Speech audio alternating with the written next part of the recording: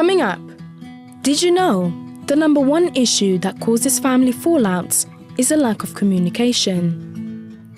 On tonight's show, we will be discussing how faith can teach you to resolve issues without flying off the handle or holding a grudge. We have Pastor Bruno in the studio to give his opinion, along with a live guest who faced family problems and managed to overcome them with the help of God. Stay tuned, you're sure to be inspired. Good evening and welcome to tonight's Funny Answers. So tonight we're here to speak about family. There's a huge amount of people that are having serious household problems, many times because addictions have invaded the house. Violence, abuse, because of depression and suicide and constant fights.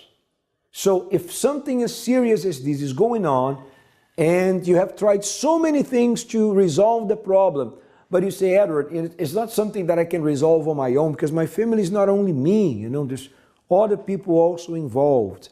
I know it's perfectly true, but here's the thing. When you connect with God through the power of faith, this will influence those around you, especially those closest to you. So we have a live guest here who will share with you how faith brought such a powerful change when used. So if you're dealing with family problems, I would say to you that God, having a connection with God, being close to Him, is going to provide a solution to your problem. Whatever way you need this solution, whatever it has to happen, peace, love, unity, harmony. What is it that you would like to see in your house? Through your faith, it's possible. So much so that we are even going to show you this live guest and more testimonies to prove that things can change by faith. Watch now the story of Lisa. See how serious the situation was. And it was nothing but faith, applying principles of faith that restored her life and her family. Let's watch. I had so many expectations for my life. I thought I would go to university or do what I wanted to do, travel, get married, be happy, and have a happy family. But everything, every area of my life, especially my family, was destroyed. And I got to the point that it was just me, and I was, in a sense, left holding the baby. The relationship completely broke down. That's when I hit rock bottom. The realization of knowing that I was by myself, I hadn't achieved any of the things that I'd set out to do, and I was now going to bring a child up into the world. I would cry myself to sleep. I would cry in the mornings, and even if I wasn't physically crying, inside there was so much pain, so much hurt from so many things, and now being in this situation I didn't know how to handle. The tears didn't stop for such a long time. And the change happened when I realized that things could change, that I didn't have to be unhappy. I was invited to a women's meeting, and I understood that I could be happy, that although the situation had been so difficult until now, being a single mother wasn't the end of the world, that I could achieve everything that I wanted. But for that to happen, I needed to start with myself. I started to understand the power of prayer. I started to understand what it was to have faith. I started to understand what it is to invest in myself, and all those things that had been holding me down, the complexes, the insecurities. I started to understand that I can achieve things, and I needed to change my focus from the situation, from my child, to myself, and to use the faith that I had found to put things and my problems into God's hands. Today I can look at my child and I'm proud. I'm proud to be a mother. I have inner peace. I'm happy with myself. I value myself.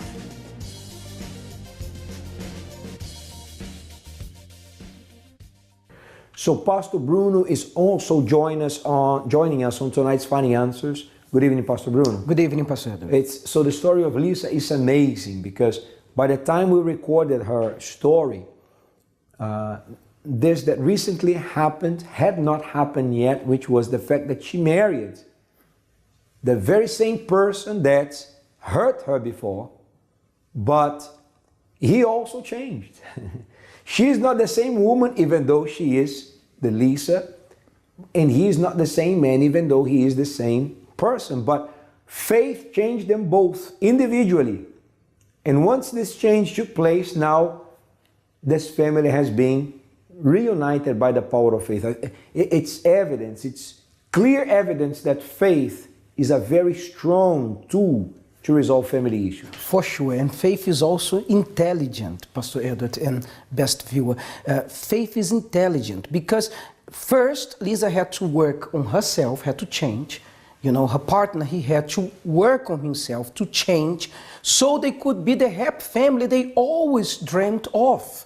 So maybe you are watching us, you are trying to change your family, or it's not your job to change them. You don't have control over their actions, you don't have control over their decisions, but you do have control over your decisions. And faith can lead a person, Pastor Edward, to the best decisions. Yeah, and I imagine, for instance, the father or mother who is now watching us, seeing the son or the daughter go down towards the path of drugs, of alcohol, you know, waking up already completely wasted, you know, not doing anything, and the parents, they say, wow, but what did I do wrong? Where have I gone wrong?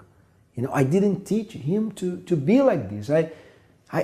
I raised him the best way that I could. And the frustration, Pastor Bruno, to see the result, the outcome, being the very opposite of what they had in mind for that child. Because every parent, I believe, every good parent, they want the best for their children. They have plans for a good future.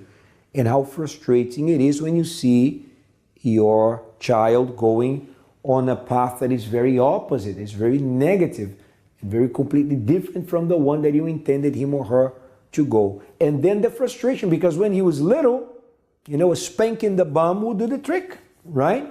But now he grows up. Now she is an adult, 18, 19, 20. What are you going to do? You use the faith, right? Faith is the tool that can change. Through the power of God, that person can change. It is what happened to Lisa. It is with what happened with her spouse. It is what's going to happen to this viewer should he or she learn how to use this power. And maybe you are watching us and there are people asking, Pastor Edward, how can I learn to use my faith? Well, that's why we are here. You can call us. You can speak to one of our advisors right now. You can call us 0207-686-6300, and we will teach you how to use your faith. Of course, then you have to do your part, but we will teach you how to fight, because even though, Pastor Edward, it may be very disappointing to see the family falling apart, to see the children going down the path of drugs, but more important is that this person will not give up. Don't give in, don't give up. Maybe you tried everything you know, so try this, what we are showing you, because we don't just speak about it, we show results. So, speaking about results, watch now this story where Christy interviewed this guest, we can say, who also has a story of faith to share. See what faith did for this person.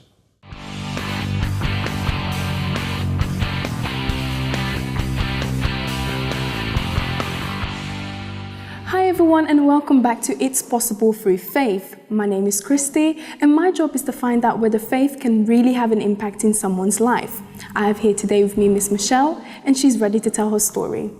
Hi Miss Michelle, how are you? I'm fine, thank you. So Miss Michelle, how was your life before finding faith? My life before finding faith, I found that I lost my faith in humanity and in life in a way. Although I was working around my finances, I had a very large mortgage to pay. And although it is said that having a mortgage or a home, it's an investment, yes, I believed, saw it as a noose around my neck, so to speak. So my colleague at work spoke to me one day and said, I'd like to invite you to my church so that, you know, to see if you would be able to regain your faith again.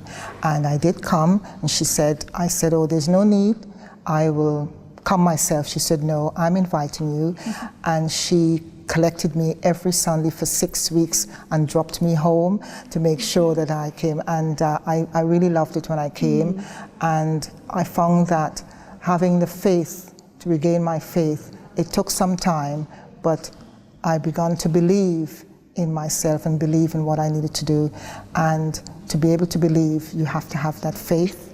And I kept on thinking, my goal is to find a way of completely paying off my mortgage. And after coming and praying every day, I found that my job was deleted. I was made redundant 2 weeks later, and that really upset me. I didn't know what to do, and I was thinking, how can I pay off the mortgage now because I've lost my job? But I decided to take action and not to give up.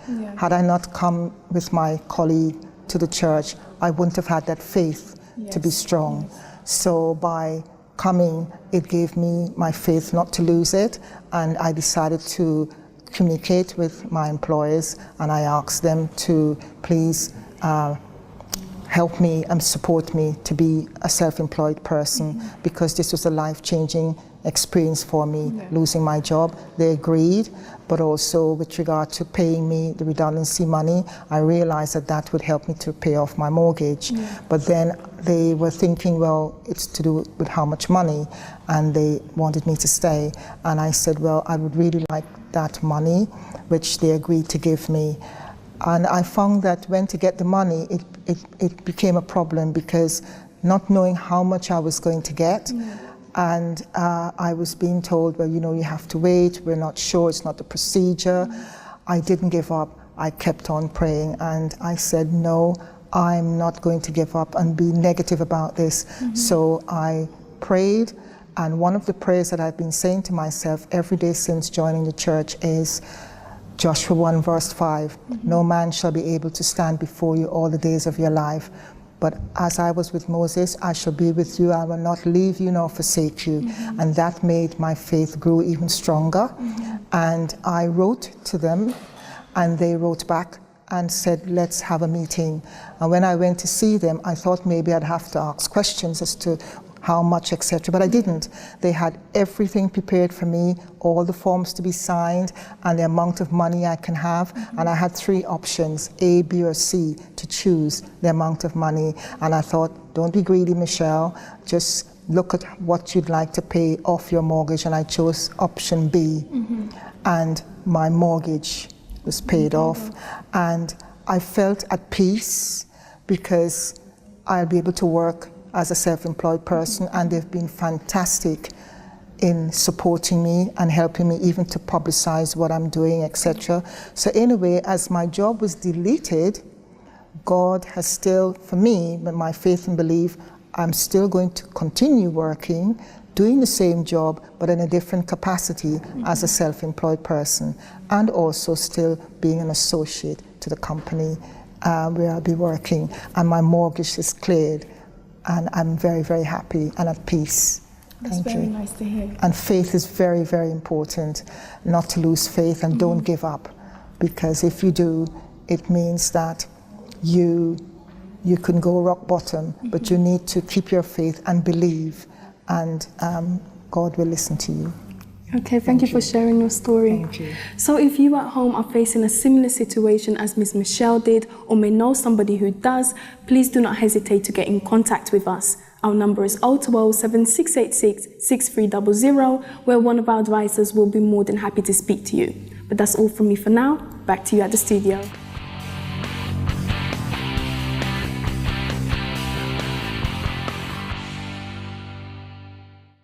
So you see, if you're going through something similar or any problem that is even causing you to feel desperate right now, we are here to say there's a solution to you. Do you believe? Do you want to change? Do you want a solution?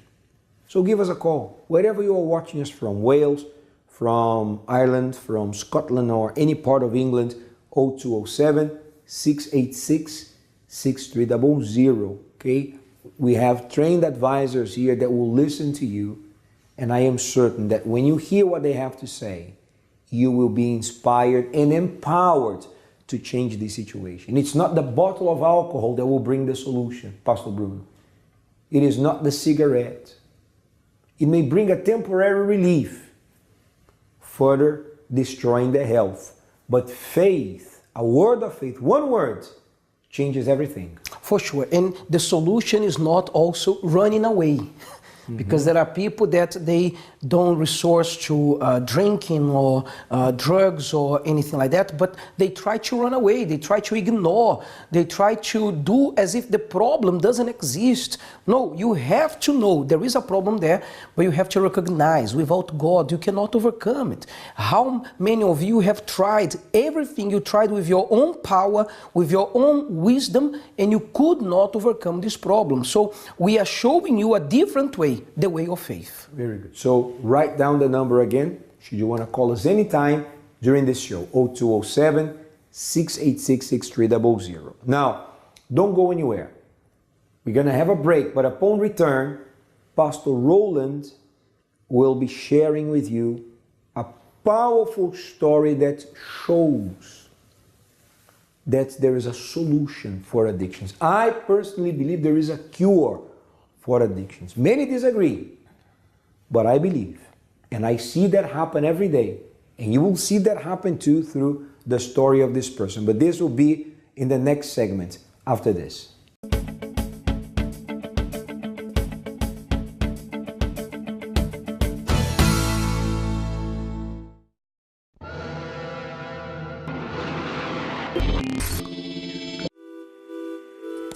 Do the maths.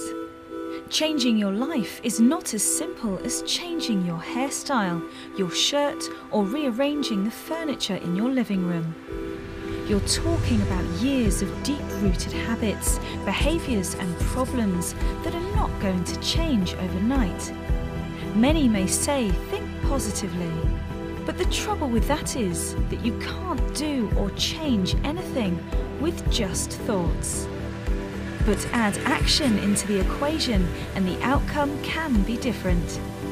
Let's do the maths. Positive thinking plus action equals a change. Whatever it is, if the change is significant, if it's worthwhile, then it will have to take time, effort, and homework from you.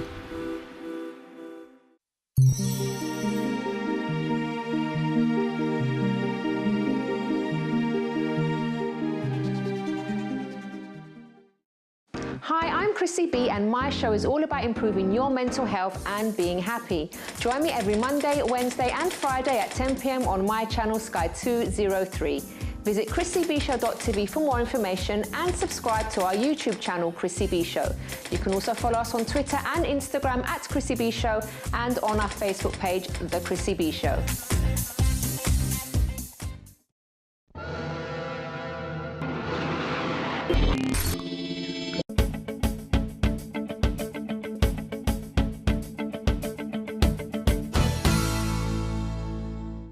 Welcome back to Finding Answers, and we are speaking about family tonight. What's more destructive than addictions when it comes to family? And if your family is being hurt by any kind of addiction, watch what Pastor Roland will show you now. Watch this segment. It's called Finding Answers for Addiction. See that faith offers a solution, a definite solution for addictions.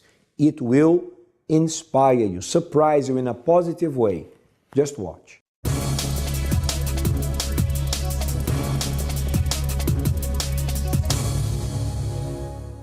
Well, my friends, here we are once again for this interview, Finding Answers for Addiction. Is there a way out for this problem? There is a way to recover an addict, or once an addict, always an addict. So let us find out. Hi. Hello. Good to have you here today. What's your name? Abraham. Abraham. Yes. Abraham, you had a problem with addiction. Yes, that's true. Which kind of addiction? Well, I was addicted to pornography from the ages of 11. From 11? Yes, from 11, yeah. So it first started off when I actually saw like a video in our house. At first I didn't know what it was because there were so many videos, so I was thinking, you know what, let me just watch a video, and then I encountered it. So that's how everything started off. When I saw it, I was like, wow, okay, this is a bit strange because it's like I've never seen anything like that before. But then that's how everything started gradually. And each and every single day I became more hooked onto it. So I kept on watching it like day, in the afternoon, even in the evening. I used to wait for everyone to go to sleep and then I'll watch it. And then that's how progressively it just got worse. Because I started off with videos and then I moved on to magazines. But they would say like this, that this kind of problem, pornography, it's something natural, something normal. When you call this an addiction, explain. It's so funny because actually, it's like I knew that it was wrong because I didn't tell my friends, first of all, that obviously I did it. Why? Because I was ashamed. Because I knew that if it was okay, I would freely tell my friends. Even there was one point where I saw like a lot of videos on my friend's laptop and I started laughing about it. Even though I had that addiction, I started laughing at it about it and go, don't worry, because I saw it in the recycle bin. So you actually deleted it. And the reason why it's like a lot of people, I've seen as an addiction, it was because I tried stopping so many times. I remember there was a point where I traveled over to my family's place, like extended family, to spend like a month there. So because I was amongst them, I didn't get the chance to watch it. And literally, it's like I was shaking. The moment where I didn't get the opportunity to watch, it's like I was shaking. It's like the thought came to your mind. Yeah. That obsession, you wanted that. I wanted that. But you didn't have access to the video. I didn't. And you were shaking. I was shaking. It went for I was there for, I think, a month. So within that month, I didn't really watch. And it's like, I was like, oh my goodness, I want to watch it. And I couldn't watch it. And that urge was so much within me. And were you 11 back then? That time I was around, I think, 12, 13. So it was already 2 years ahead? Yeah. And then you tried to stop, as you said, and you couldn't? Yeah, so many times. What do you mean when you say I tried to stop? Stop watching, stop going for that, or what? Because the thing is, when you watch, you don't just sit there and watch it. You masturbate as well. So when I was watching, I used to masturbate as well. And I knew that it wasn't really right. And it wasn't really helping me as a young adult because, for example, when you used to watch it and you see like a girl outside, wow, immediately that's what you think, yeah, let me try this on her. So the opposite sex became like an object of pleasure only. Exactly. And that's how it was. So for example, when you used to see me like in school, in college, I used to be around a lot of girls before. It's like when girls see certain traits within you as a person, they like to be around you. And when you are a person and you attract that sort of attention, or immediately those videos begins to play within your mind. And then that's where you begin to fantasize and think, wow, this is what I want to do with this girl. This is what I want to do with that girl. That's what I want to do with this girl. So immediately your mind... It's mind... like to say that your mind is polluted. Big time. And what was the consequences then? What was the worst consequence from this problem? The consequences were this was affecting almost every area of my life. I became sort of, you could say even... It's like socializing became a bit of a problem. And it started from my house. I didn't used to socialize much with my family. Every time you see me, I'll be inside my room. Either watching it or just trying to distance myself as far as possible. Because the truth is, when you have this within your mind, it's it's not right. And because it's not right, it's you don't feel okay when you're amongst people. Because of the things that you have within your mind. And this affected my family, my education. Literally, I was failing, and I wasn't someone that you could say, I wasn't that smart. Of course, it's everyone had to work hard in college, but I was the sort of a person where I was literally failing at everything to the point of getting 5 U's. U's means unclassified. Literally means you don't get any grade. So I did the exam and then failed completely. And I was doing A levels. So someone doing A levels getting 5 U's wasn't normal. And this affected me horribly. But do you attribute these failures to the pornography? It all had links to it. Literally, it all had links to it. Of course, there was other problems as well, but also this was linked to it. There wasn't a specific time for this obsession come to your mind, or there was no time specific? It could be during the day, during the night? To be honest with you, it came most of the time when you're alone. Mm-hmm. When you're alone, that's when it's the thoughts begins to come. There's no one here to watch you. There's no one here to govern you, to boss you around. You're home by yourself, or your own boss, or do whatever you want. So that's when it's I used to watch a lot of time. When out, especially during the night where I know that everyone is sleeping, and then when I was home alone, literally that was my time to say, you know what, now let me just watch as much as I want. And when you're watching it, it's you start off, with the soft one, but then you begin to develop even to the hardcore ones. That's how it started off, that you begin to watch certain types, but then you want to see more. You want to indulge in more things, and then you begin to experiment, and then that's what happened. So I can affirm that you were controlled by it. Big time. Big time. Big time. How did you manage to break free from this? At the beginning, it was a bit of a fight. It was a bit difficult. First of all, I came to a Christian center when first of all, I got told that, I can overcome. Because I've tried so many times to overcome, I thought, you know what, there was no way that you can overcome this. But then when I came to this Christian center, I actually heard people telling me that I can overcome, and people that actually overcame as well. So that even gave me more confidence. So the moments when I tried to stop and I wasn't able to stop, it's like you remember that, wait, hold on, someone has already done it, so you can do it as well. And that even motivated me to actually even, keep on trying, until eventually I was completely free. So, but my point is this. You were saying that before you couldn't control yourself, even though you tried to stop, you didn't manage to stop. And you already seen the consequences, failing here, failing there because of that. Then you just came to the Christian center and it went away. As I said, it wasn't overnight. It was like step by step. Of course, it's like when you're receiving this advice that you can overcome as a person, there and then it sort of energizes you. It sort of gives you like hope. It gives you faith to say, do you know what? I actually can do this. I actually can overcome. I can actually get my life back.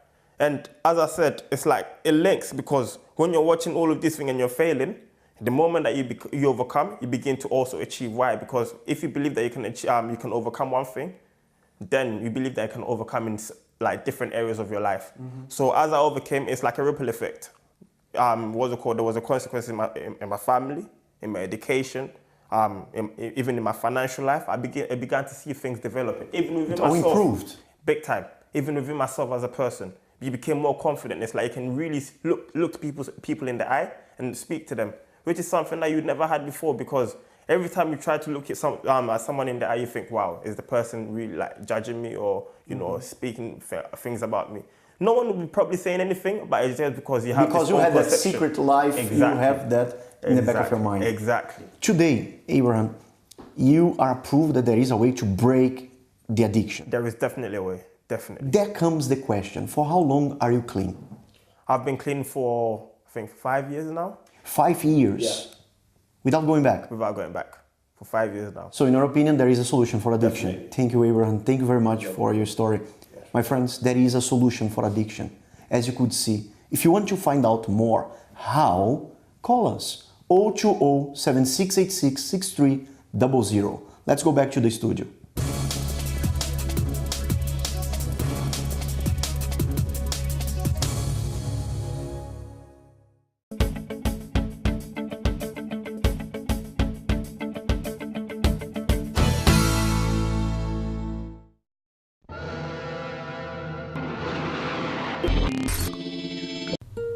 The pursuit of happiness. What will make you happy? Success? Fame? New shoes? Financial security? Love? Education? Independence? Family?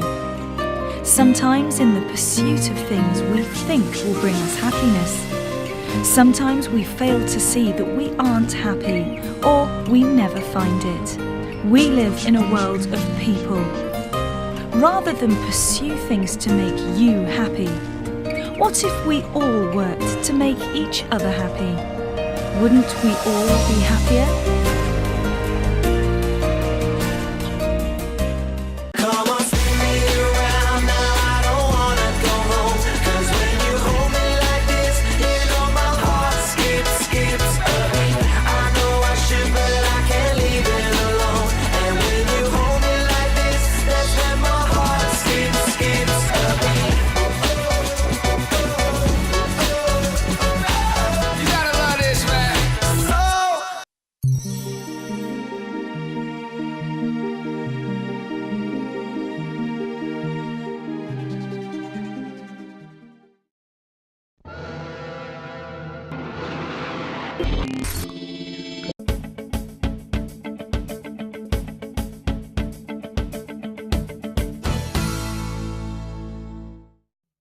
Welcome back to Finding Answers, and if you've just tuned in, tonight we're looking at overcoming family problems. And as we're going to see, tonight's guest found herself seeking the attention that she didn't receive from her father at a young age, from others in relationships later in life. And the concept of daddy issues is nothing new. But what do we know about daddy issues, and how can you recognise the signs and avoid destructive relationships yourself? Well, psychologists state that women's relationships with their fathers define other relationships with men later on in their life. And women who grow up with an absent father, whether this be emotionally or physically absent, are more likely to end up in dysfunctional relationships, hide their feelings from their partner, and struggle to communicate honestly and openly. So how can women become aware that they might have daddy issues? Well, if you find yourself going into relationships saying he's too nice to someone who actually shows you affection, and finding that you're attracted to people who don't treat you right, it's a good idea to question your own upbringing and your relationship with your father in the past. So maybe this is something which affects you. We always want to hear from you here in the studio, so please get in touch with us. As always, you can find us on Facebook at Finding Answers. You can also look us up on Instagram, where we're at Finding Answers. If you want to look up an old episode with another inspirational live guest telling their story, just look us up on YouTube. Again, it's Finding Answers. Or you can call us or email us. It's 0207 686 6300, where there's a helpline advisor waiting to take your call. Or you can email help@findinganswers.tv if you'd rather send an email. So before we go any further, we're now going to go across to the studio to speak to our live guest, Deanne, who's with Pastor Bruno and Pastor Edward. Let's see what they have to say. Pushing me for the rest of the week, so it's like a boost. Things were really tight. Today, the way I see myself is completely different.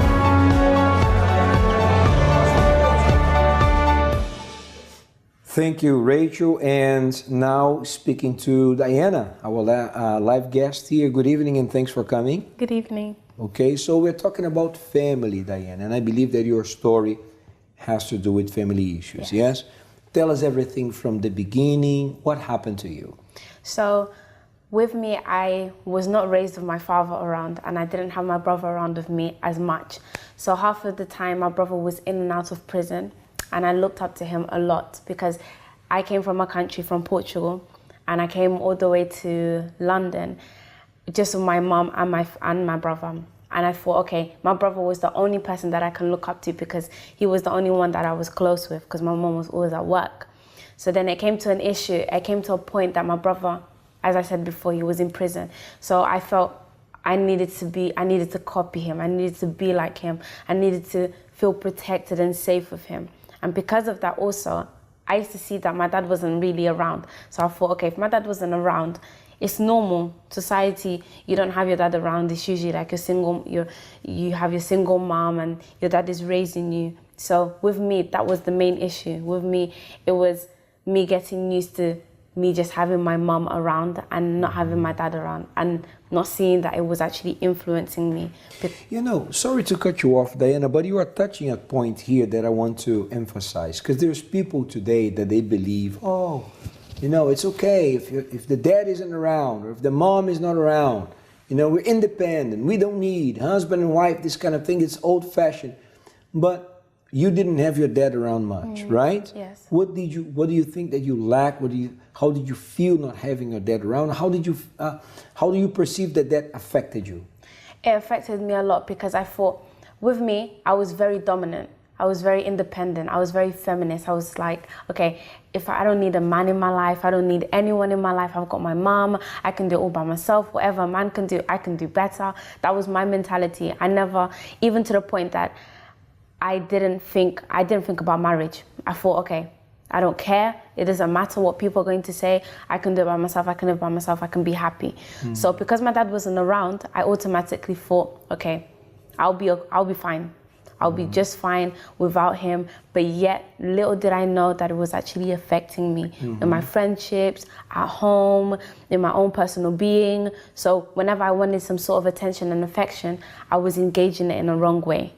I wasn't. Pastor Bruno, a lot of people today have this mentality, which we're not condemning those who think this way, but I think marriage is a great idea, first of all, because marriage is an idea from God. God is the inventor of marriage.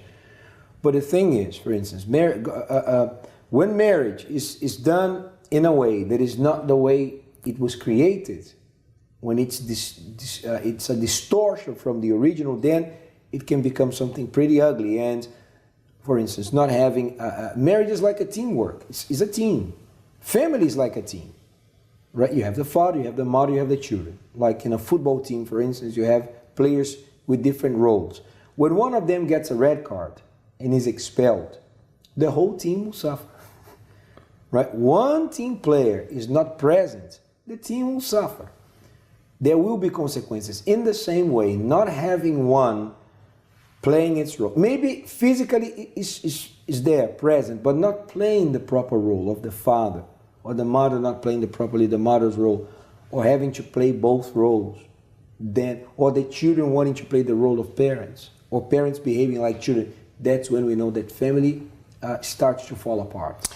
You said God designed the family, and I fully agree with that, and designed in such perfect way that it is the structure. It's a team, it is a structure, it's a building block. Family is the building block of society.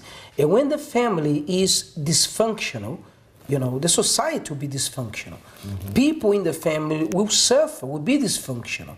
Because that structure that God created of the father, of the mother, the children, is no longer there. So you break that structure. It's no longer a building block. It's no longer a foundation. Yeah. And in your case, Diana, so you were looking up to your brother who was in and out of prison. Yeah. You developed this idea, I don't need marriage, I don't need family, or nothing like this. Where did that lead you? What kind of future did that bring to you at the time? Okay, so firstly, as you're young, you're actually at school. So when you're at school, you think, okay, let me be what people want me to be. So I decided to be a tomboy. I decided to act like a boy and hang around with the guys and be like a little bully. But yet, little did I know, I was also being bullied. I was also going through the situations. I was also being pointed, but I was always trying to defend myself in a way that I was trying to be like my brother. I wanted people to look at me and always say, okay, that's so-and-so's sister. That's how he is. That's how she's going to be. And for me, that's exactly how I was. I was very aggressive when I used to speak. I was very loud. I was very, I was just exactly like my brother. So that was the Diana on the outside. On the outside. But who was the real Diana on the inside? I was bitter, insecure, full of grudges. I didn't like forgiving people. I was very lonely, empty. I was very shy, very, very shy. And I had a lot of inner issues that now I can't remember, but those were the main ones. In your image of God, what did you think about God during those days? I was an atheist, actually. I didn't believe in God at all. I didn't think, okay, I didn't like God. I didn't like the idea or the thought of who this being was or who this powerful person. I didn't like it. So I turned away from God. I was so against it. So if someone was to tell me, oh, God is real, I would always have something to say. God is not real. He's not real. If God is real, why is the world like this? So I always had something to say. I absolutely hated God. So this has changed. Yes. Tell us what made you change your mind about God. So I came to this place of worship that a lot of people, there were really, really nice people that were able to accept me for who I am, for who I was at the time. And even though I was the type of girl that I was always showing, okay, I don't need help, I'm fine, I was getting a lot of help from people that didn't need to help me, people that had every reason to turn their backs away from me because I hated the God that they worshipped, you know? And when I came, they gave me a lot of advices, a lot of motivation. They even inspired me, because I thought, okay, if that happened to this person, then the same can happen to me. I even remember there was a time I went to the place, and I remember hearing someone's testimony, someone's life story, and I was thinking, wow, that's exactly like me. If this happened to this person, the same thing can happen to me. So, yeah. So watching those testimonies and you were inspired by these people, that led you to open your heart to say, okay, maybe there is a God and I need to find out. So as you found out, what started to change? What were the positive changes that you started to see since you turned to faith? Okay, so before I used to have a lot of sleeping problems. I couldn't sleep at night, and I had sleep paralysis, so I had a lot of problems. And I was able to sleep at night. I stopped sleepwalking, I stopped sleep talking. I was able to sleep at night properly. I wasn't having nightmares anymore. I was starting to become more happy, much more happier. The insecurities that I was going through, when I used to always compare myself to people. I used to always say to myself, oh, this person's better than me, so-and-so, A, B, or C. I used to always pinpoint the good things about that person and always say the negative things about me. So I started to look at the good things that I had, and I started to implement them and making them to become better. And I started to smile more, because I never used to smile. So I had a closer relationship with my family, with my brother. I started to forgive him for the fact that he wasn't around. So I learned to forgive him, and I learned to forgive myself for the fact that I hated this God that was now learning to love me, if that makes sense. Yeah, so today, Diana, we see it's even difficult to imagine you being someone who didn't like to smile, because you're transmitting here joy, right? You're transmitting here the happiness that is inside. Yeah. And so today, what are you doing today? What are your plans for today? Who is Diana inside today? I'm very, very happy. I'm a very happy person, very bubbly. I'm very ambitious. I want to do great things in life. I no longer want to live life to only please myself, but I want to help other people. I'm currently a university student, and I'm learning psychology. I'm doing psychology and counseling, and how I can help people psychologically, mentally, and finding ways in how they can get closer to themselves and just make it free. So, and how long has it been since you were introduced to this faith? It's been about 6 years, 7 years. 6 years. Yes. So the change wasn't overnight. It wasn't, no. But it's still, of course, ongoing, right? We always want to improve more and more, but it's been a radical change already, right? Things are okay with the family now? Yes, things are yes. Very good. I want to congratulate you for this change, and thank you for sharing your story, which I'm sure is inspiring many people.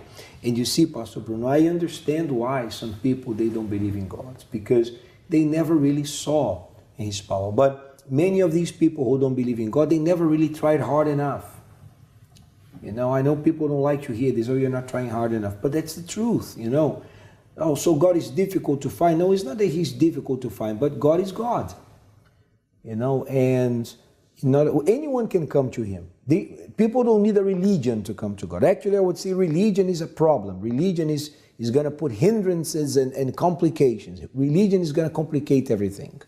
But even though anyone can speak to God, there's a certain understanding that we have to be humble. We have to be sincere.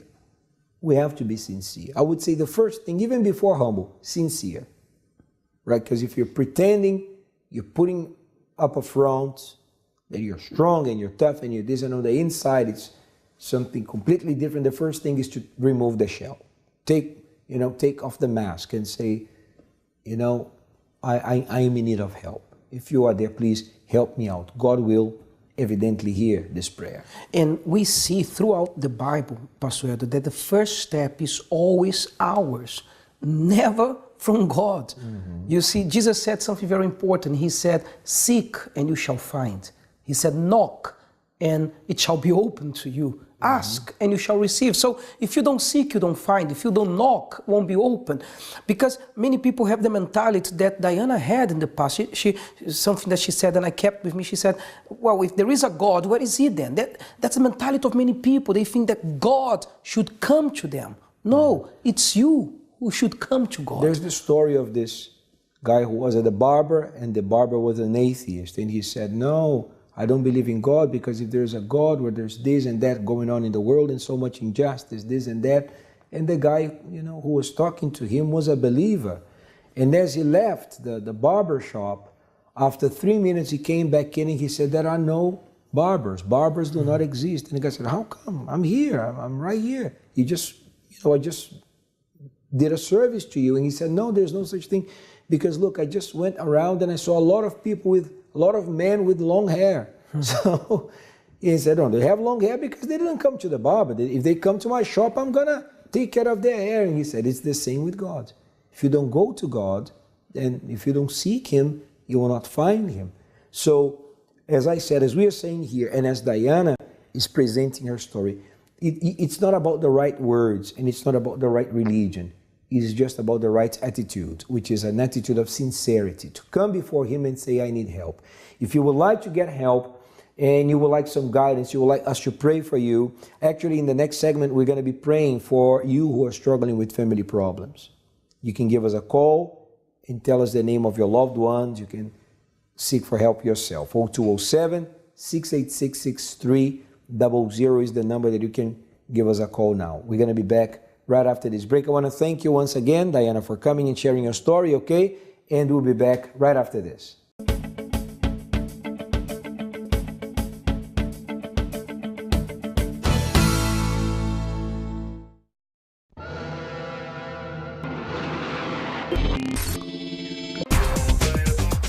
Where DKW a different kind of woman. So I want to find out if you might have dyslexia. My memory's not too good today.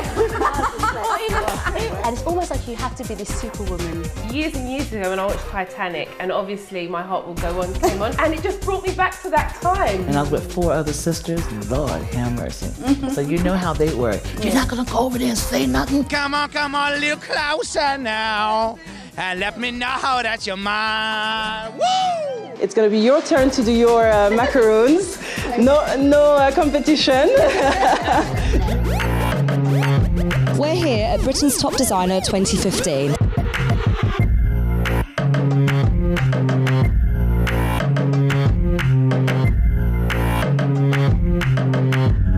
This is DKW. Thank you for joining us, and we'll see you next week.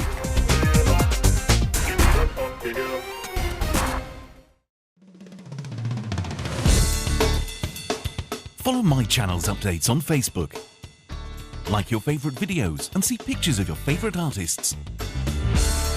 Access our Twitter @MyChannelUK and get to know what's on with My Channel. Visit tvmychannel.com and be connected to our world. My Channel, a whole new world of entertainment.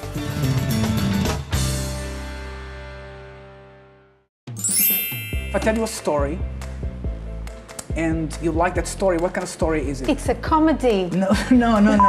Manchester United. I'm a pro. Although I'm Chelsea. Love talk, time to communicate. Okay. Say that word, but differently. It's time to communicate. Right, so we are in a relationship. What were you doing? You're not supposed to tell me the word. We are in a marriage. Yes. Okay. And we are very serious about it. So what does that say? A serious marriage. No. It has to do with your brain. Intelligence. What? Intelligent love. Yes. See, I'm getting good at this. Love Talk on My Channel Sky 203 every Saturday 3 p.m.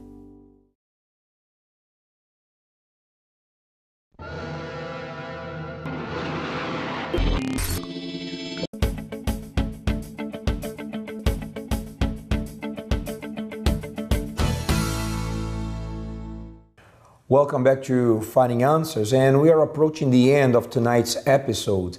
Pastor Bruno, usually if we would speak to a person and ask them, usually, the three most important things, three important priorities, usually people say God, health, family, or God, family and health, usually is around that.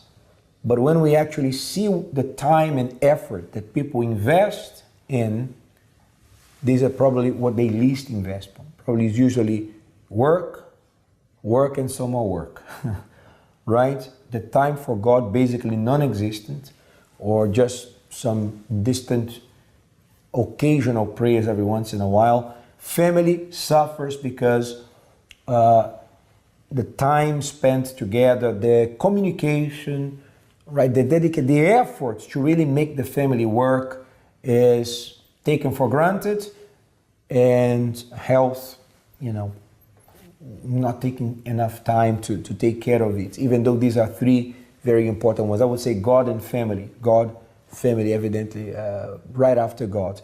But when people don't invest the time in these three priorities, then we end up seeing what we see today. Divorce, sometimes marriages that are not, the divorce is not there, but they are living pretty much as if they were separated already, plus the other issues we see happening inside of the household. Right? Yes, like you said, I believe you hit the nail on the head when you said people take these things for granted, because these are things that need maintenance. Relationship with God, your relationship with your family, your marriage, and your health. These are things that need maintenance. It's continuous working on it. Mm-hmm. And, it takes work, and everything that takes work, people try to avoid it. But the results then show something that the person didn't want to have. But on the other hand, the person is not doing anything to avoid it, So if you're going through issues at home and you've been with us until now is the time for you to find, at least, to find help. It's not everything. Prayer isn't everything, but it's a first step. So if you've been watching us, now is the time to join the faith, the time for prayer. Let's pray together. Prepare now for the moment of prayer. If you would like us to make a prayer concerning your family and loved ones, send your name and prayer request to help@findinganswers.tv.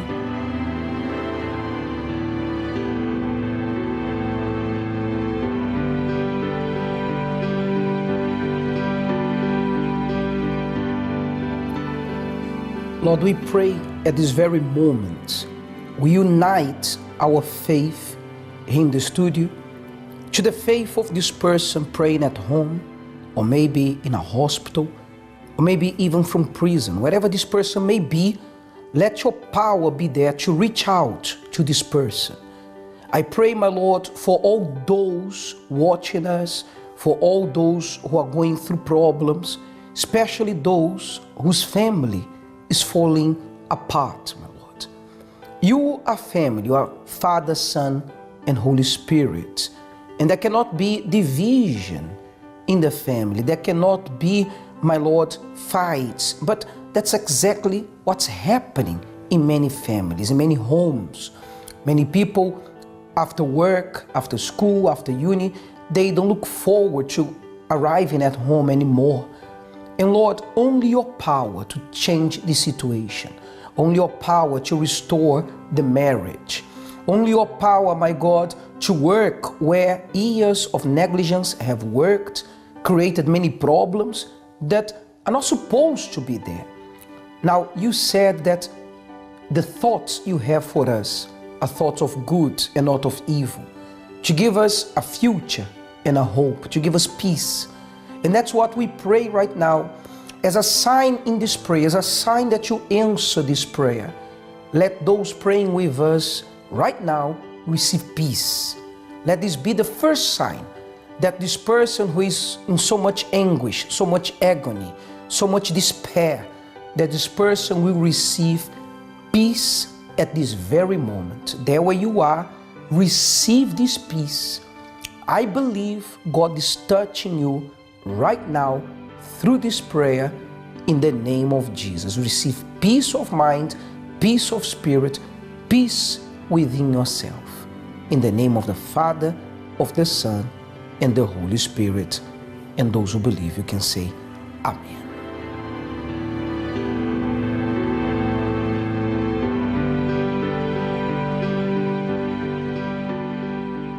We believe if you prayed with us, if you opened your heart, maybe even you didn't say anything, but you were just agreeing, you were taking in these words, you are empowered. Believe that things are going to start changing as of today, but don't only stay, at this level. Take the next step. What is the next step to take? We'd love to tell you. Give us a call, 0207-686-6300. You still can make this phone call, all right? It was a pleasure being with you until now. May God bless you abundantly. Until tomorrow, remember to tune in again at the same time and station for another episode of Finding Answers. Until then, God bless you. Bye-bye.